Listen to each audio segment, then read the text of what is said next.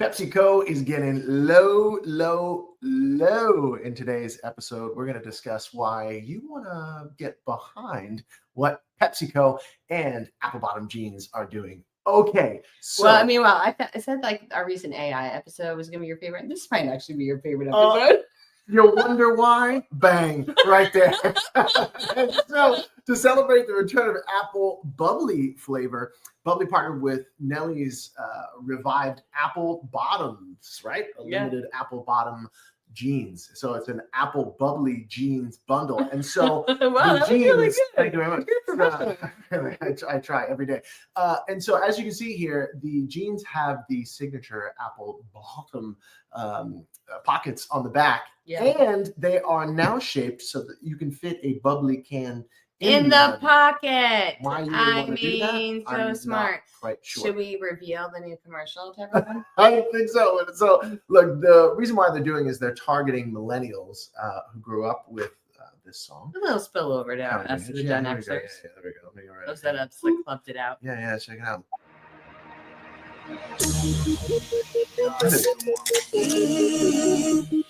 Let me talk to him.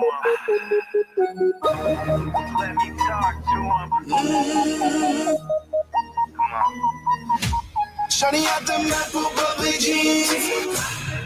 So there you have it. There you have it. They've gotten low. And so, I think this is, well, what do you think this is? How, do you think it's a good idea, bad idea? It's so smart. It's really pulling from marketing strategies we've seen other brands use, like with Lincoln and Matthew McConaughey. Yeah. When they partnered with him, their sales went up within 30 days, 25%, right? When you align with something people know. And I think this is pulling into a market that has capital and is making the beverage purchase decisions for the family. And it's making it feel cool to go get something with a touch of nostalgia into it. Yeah, and it's also like a collectible because they're not just doing the jeans, but they actually have like keychains. They have other sort of tchotchkes that I think certain people will want.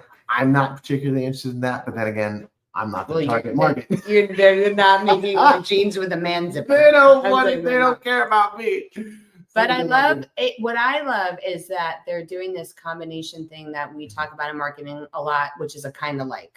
You're aligning the thing that you're sharing with them with something that people already know. And we say this all the time. It's when we share complicated ideas or strategies where we're saying it's kind of like when we talk about a lot about, the kind of marketing you want to do for your customers to get to know you, like you trust you. I use the examples of dating a lot and I put them in different dating scenarios. Well, you would never want to go on a cruise for 10 days with someone you just met in a coffee shop, just like your customers don't want to become a client and get on a sales call with you at hello. That's a kind of like. This is an extreme case of kind of like, and I think it's brilliant. Yeah, I think it's brilliant too. I'm a little sad though, because my friend Michael Bublé isn't going to be appearing in any of this these campaign. He is one of the nicest. He does not have an apple bottom. He's talented. He's got a lot of things, but an apple bottom is not one of them. From everything I know, I don't know. But I think this is really brilliant. And I think it is a great example of not being afraid to get super specific about who it is you're going after, who it is you're marketing to, right? Because obviously myself and many other folks would not resonate with this at all, with the exception of the song, which is a great song. But there is you might go buy the apple bubbly or think about bubbly because of the song. Exactly. It's going to connect with that. Exactly. And I love how they borrow not only leverage their own celebrity, meaning apple bottom jeans, right? Because we know about that. But they leverage the celebrity of, was it Nelly? Nelly wrote the song, right? So they're mixing all that in with then the popularity of bubbly and the fact that bubbly is, zero this and like all the things come together, right? And then there's a big part of this too that is really important as marketers. And this is an advanced marketing strategy, but it's important that we use.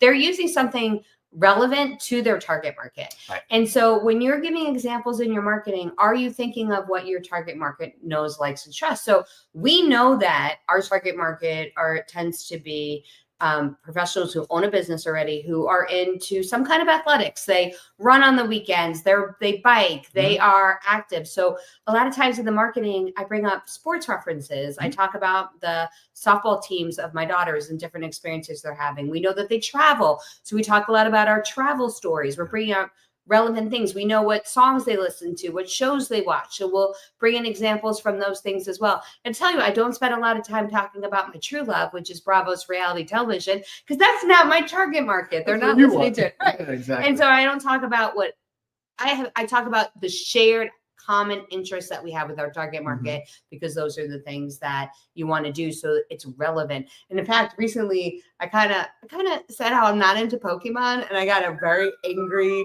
response. Other people it did well overall with my audience, but you got to be willing to be polarizing and say what you're for and you're not for, and attract people to you that like it. Yeah, and it's a great thing, because when you are polarizing, as you've seen many of the successful people in entertainment, every facet of life can be, it's like you attract the people who really truly get you, will buy anything, whether that's a product, service, a message, right, that you put out, and then you repel the people who don't want the thing that you have, who will ultimately be those problem children in your business, who will ultimately wreck your reputation with your email provider, because they're the ones constantly marking your things spam, constantly causing problems inside of your communities, and constantly being the reason why you sometimes want to fire yourself from your own company. So the idea of what they're doing here with Bubbly and Apple Bottom Jeans is interesting. It's unique. It's something that hasn't happened in the way that it's happened, and I think it's really innovative, and I hope that more of us take these kinds of risks. Yeah, so good. All right, we'll share another strategy on the next episode.